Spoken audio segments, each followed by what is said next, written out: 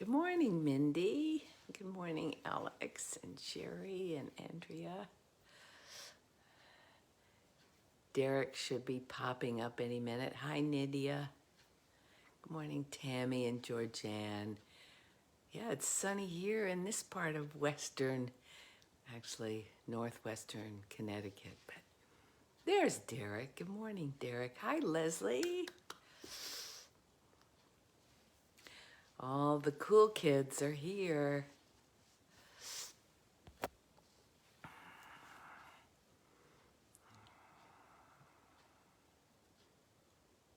Hi, Nan. Good morning, Nan. Good morning, Amy. Good morning, Marilyn and Zoe. I'm gonna move you guys in a little bit.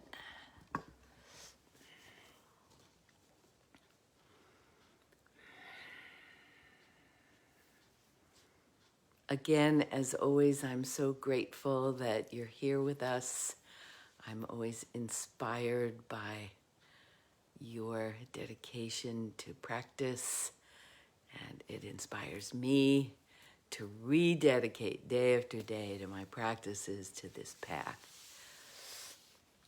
So this morning I learned how to put a title on the meditation. So today we are summing up about desire and aversion, two of the hindrances that get in our way.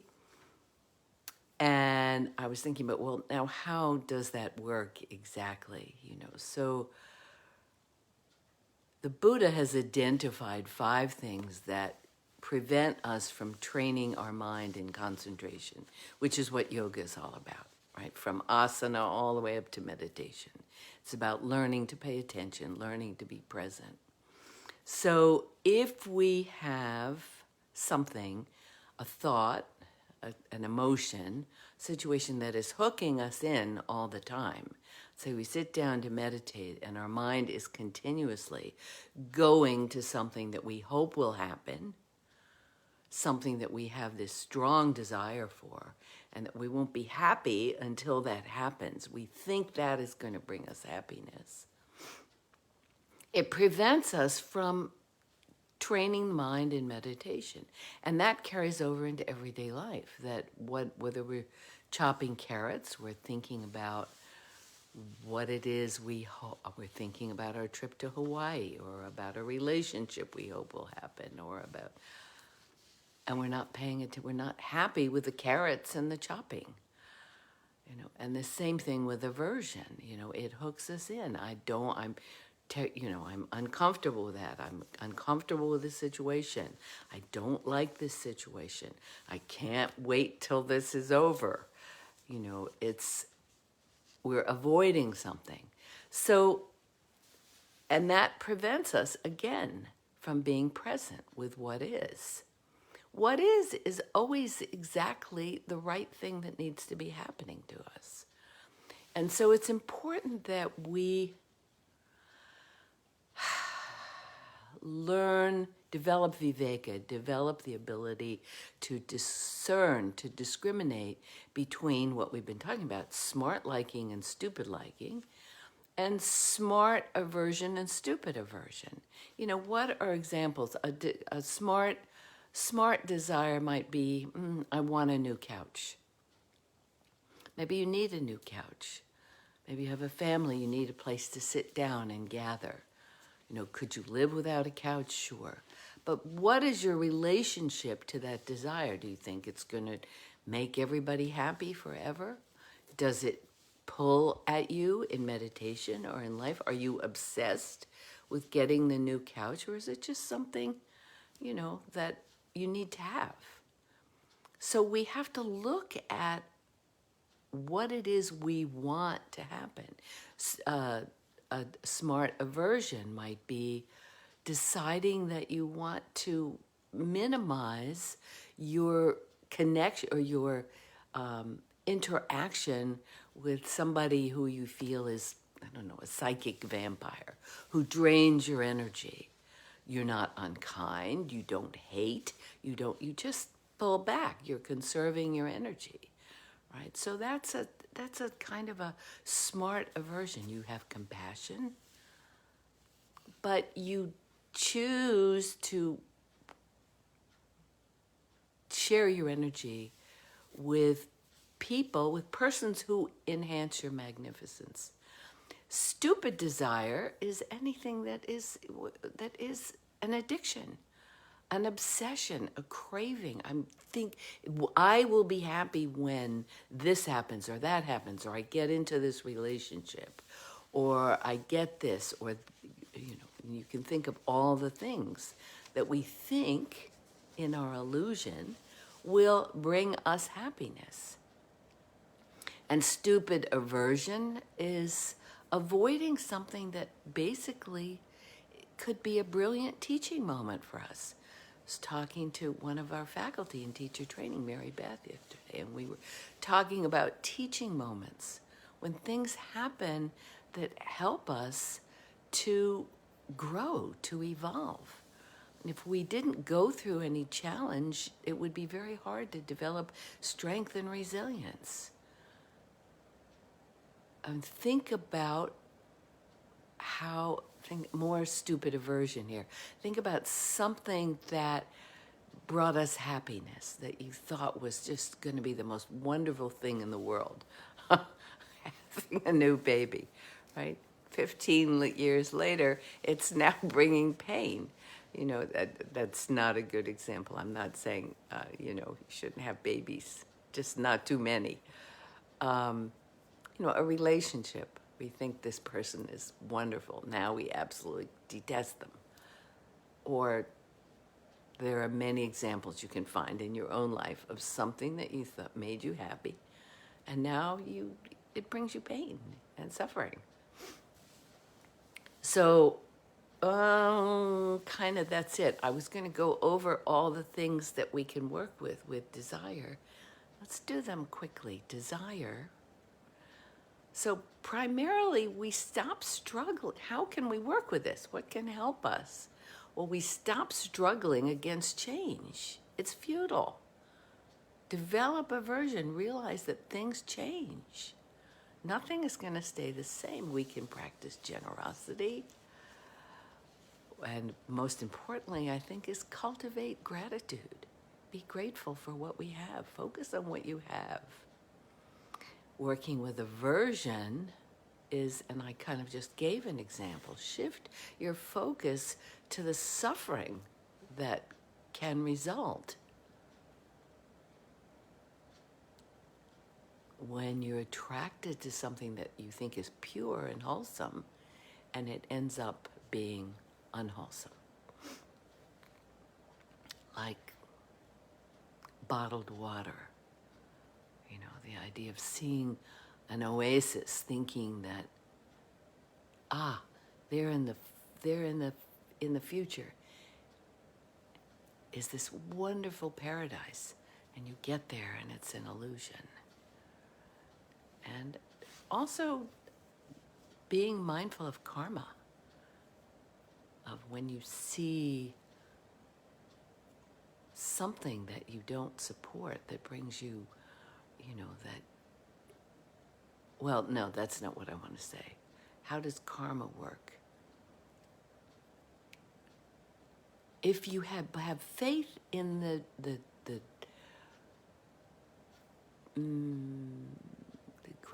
system of karma, if you have faith in the truth of karma, that what you do creates what happens to you, then you recognize that hating, that harming, that greediness ends up in suffering.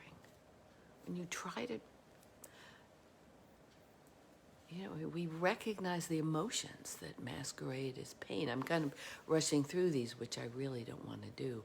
Maybe we'll take one more day on Monday to look at these again. But let's sit.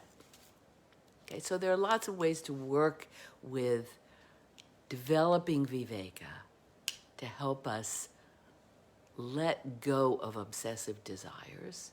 And there are ways of working with aversion to help us cultivate loving kindness, to help us kind of recognize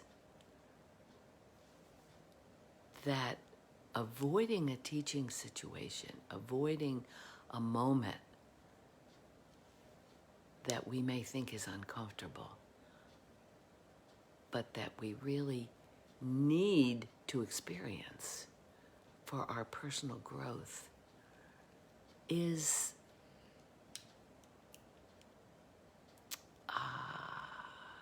futile.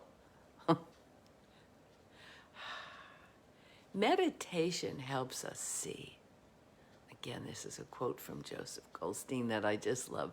The web of illusion that is spun by desire or by aversion. Okay, here we go. I don't know where my bells are. They've disappeared this morning. So, ding, ding, ding. Come to a comfortable seated position. And this is nice. We have 17 minutes to sit.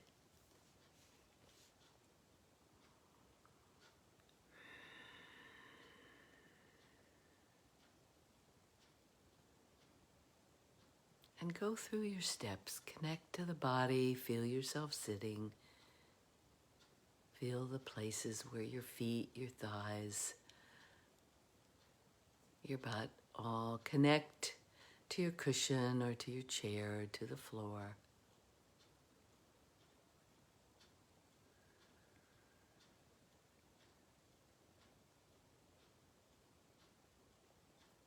Listen to the sounds that are present at this moment in your environment.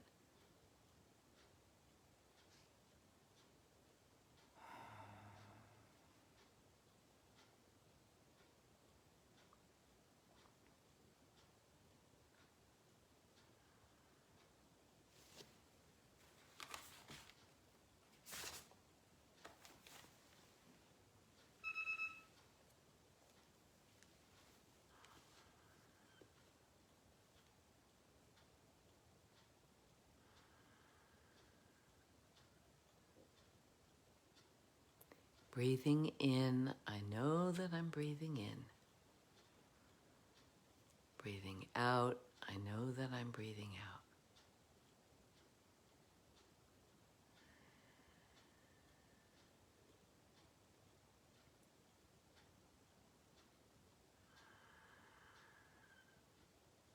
Take a moment to look at the breath.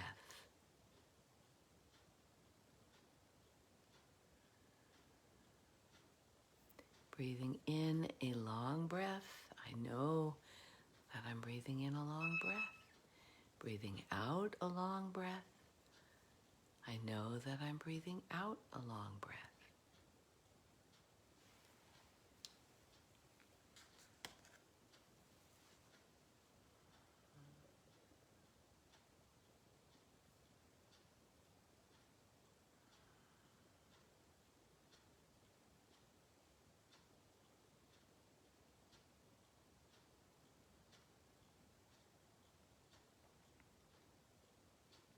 Or short, or deep, or shallow, just notice.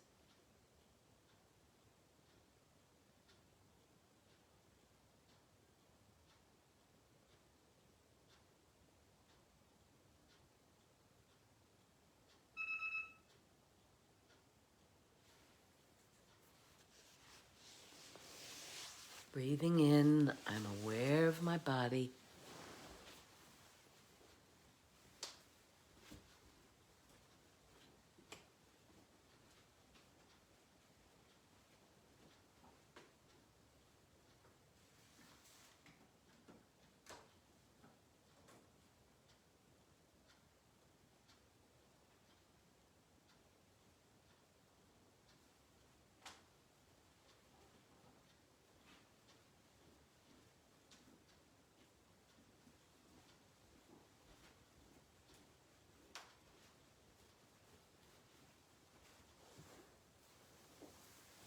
Breathing out, I calm my body.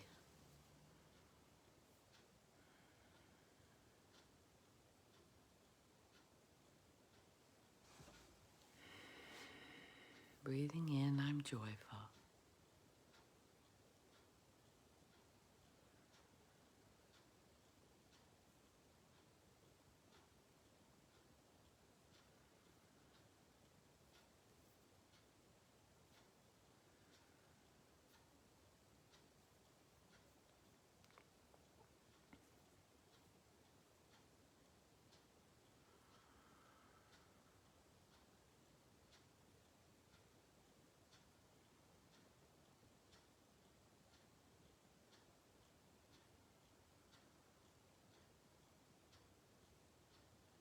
Breathing out, I'm happy.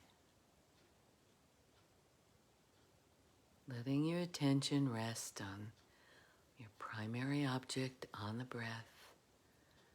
Noticing what is arising.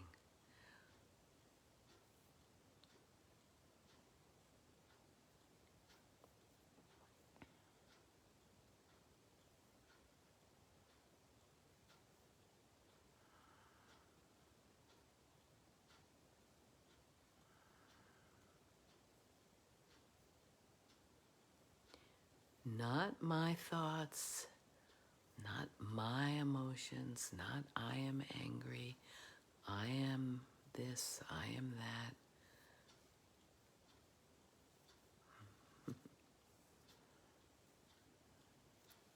Just noticing.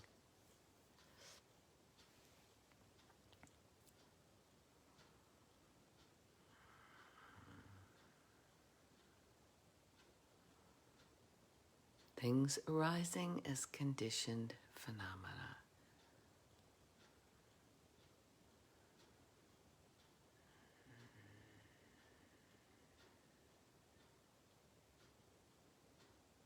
Mental formations arise and dissolve.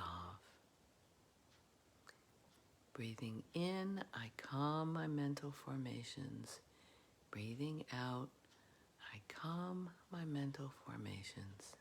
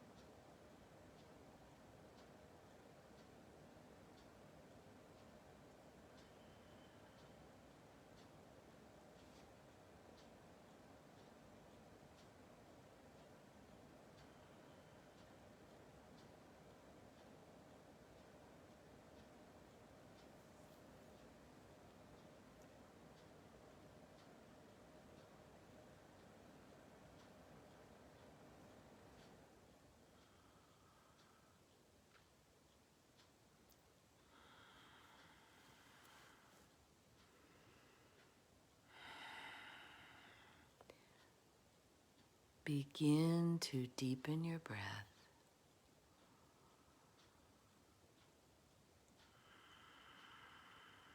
Keeping your eyes closed, slowly preparing to transition from the inner world to the outer world. Friday again. For many of us, wrapping up a work week, looking forward to time outside, time with family, time with friends, time for study, time for personal introspection, having a twist from side. Oh, that first one is always good to side. No. Extending the back, rounding the back, rubbing your hands together, resting your eyes, palms of your hands. Taking a moment before you open your eyes to just think of something you're grateful for.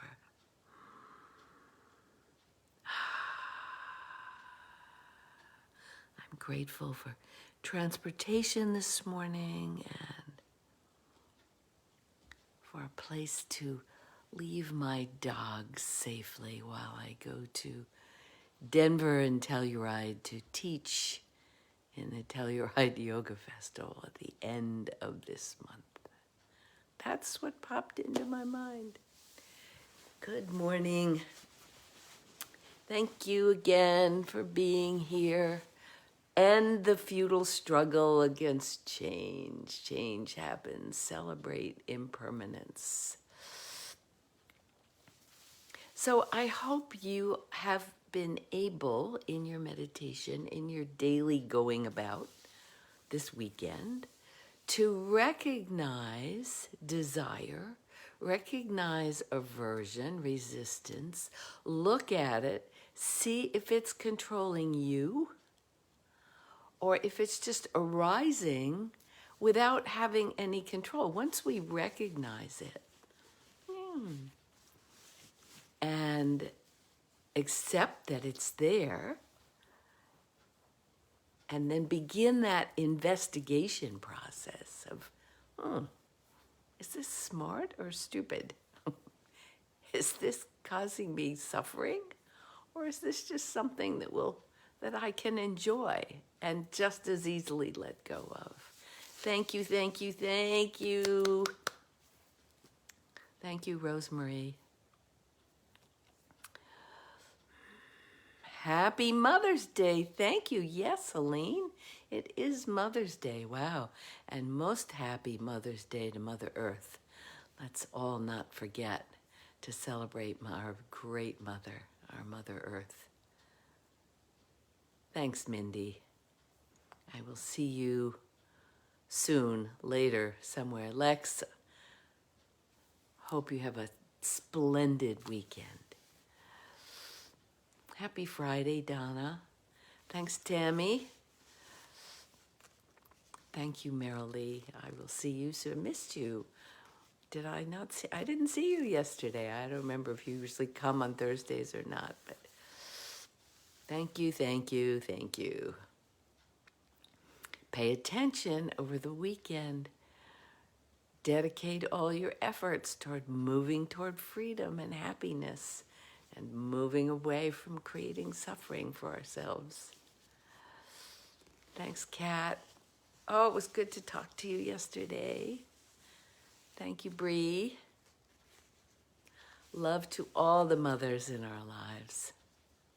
All the animal mothers, the people mothers, the earth mothers. Me too, Desi.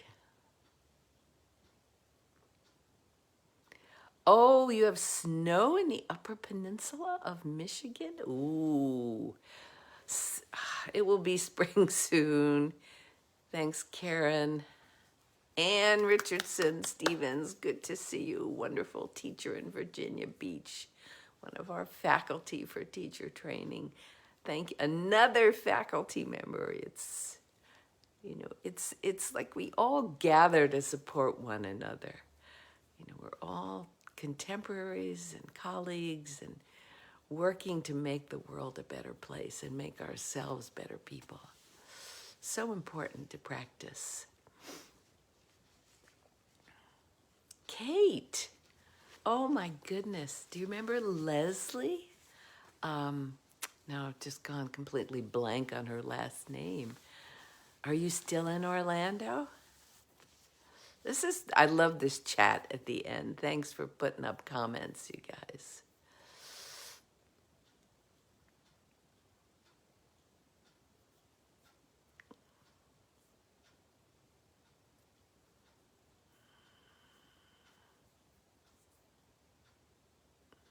Thanks, Janet. Yes, Anne is well, and she will be teaching for us in a couple months. Yes, good. Oh, Leslie I talk to her frequently. Yeah, why can't I remember her last name? I'll think of it. Yeah. Grateful to be connected. Me too, me too. Tanisha, wonderful teacher, also from Virginia Beach. So honored to have Tanisha as part of our Sangha. Thanks, Kate. You too.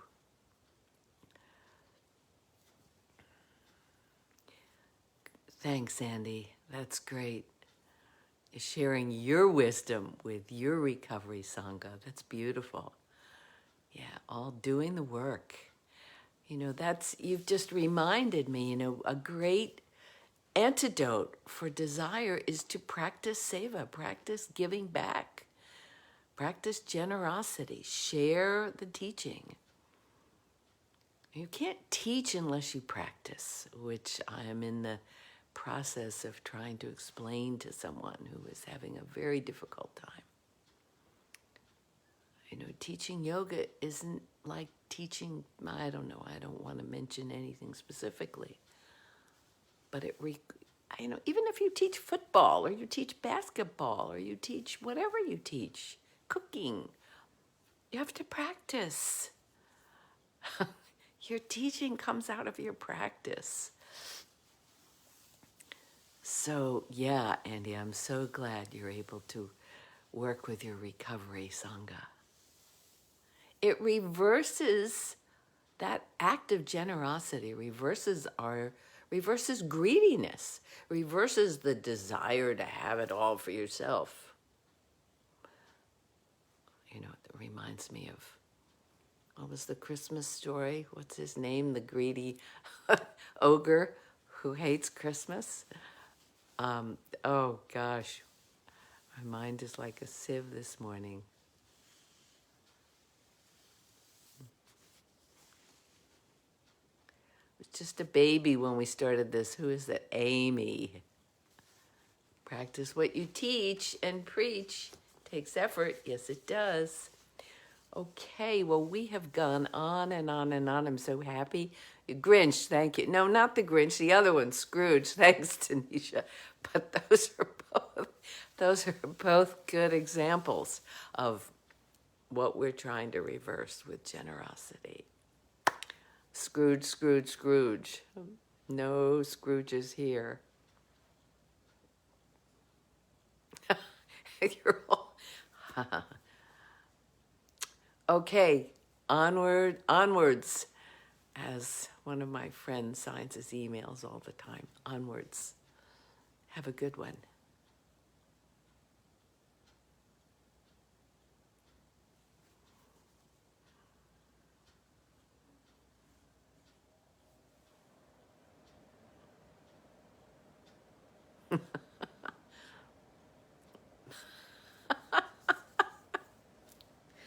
Love you guys. What would I do without you? Couldn't do this without you. Bye, Leslie.